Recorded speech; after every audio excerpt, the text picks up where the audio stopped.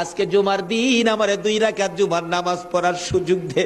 ও নবীর উম্মতেরা, নবীর আশিকেরা, হুসাইনের আশিকেরা গো, এই 2 রাকাত নামাজ জুমার নামাজ ছাইরো না, আমার নবীর শাফায়াত নসিব হবে না।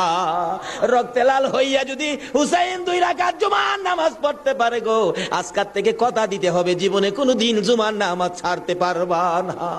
জুমার নামাজ আদায় করতে সময়টুকুন দিলে নামাজ শুরু করে দিলেন, রুকু সিজদার কাজ শেষ করে তাশাহুদে বসে সালাম ফিরানোর আগ পর্যন্ত কাছাকাছি বসে বসে এই যদি সৈন্যরা নামাজের ভিতরে প্রত্যক্ষদর্শীরা বলেন এক একটা করে তীর মারে হুসাইনের গায়ে।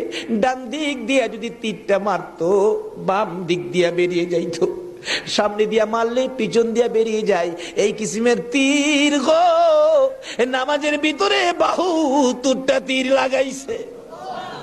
হুসাইন সালামটা ফিরাইয়া নানা গো কইয়া কালতে কালতে জমিনে গড়াগড়ি শুরু করে দিলে। নিষ্ঠুর পাষাণ এই যদি শূন্যের সীমার গলা কাইটা মাথা আলাদা করে নিয়ে গেছে।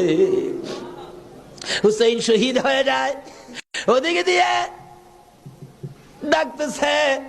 মুহররমের 10 তারিখ সন্ধ্যা যখন হয়ে গেল, উম্মে সালমা বলেন আমি মাগরিবের পর থেকে শুনতেছি নবীর রওজার চারপাশে কে যেন হাউ মাউ করে কাঁদতেছে।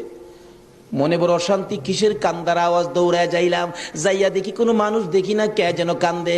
এশারের নামাজ পড়ে আমি উম্মে সালমা ঘুমের ঘরে ঘুমিয়ে গেলাম। এমন সময় দেখি আল্লাহর বন্ধু কাঁদতে কাঁদতে কোত্থেকে যেন আসতেছে।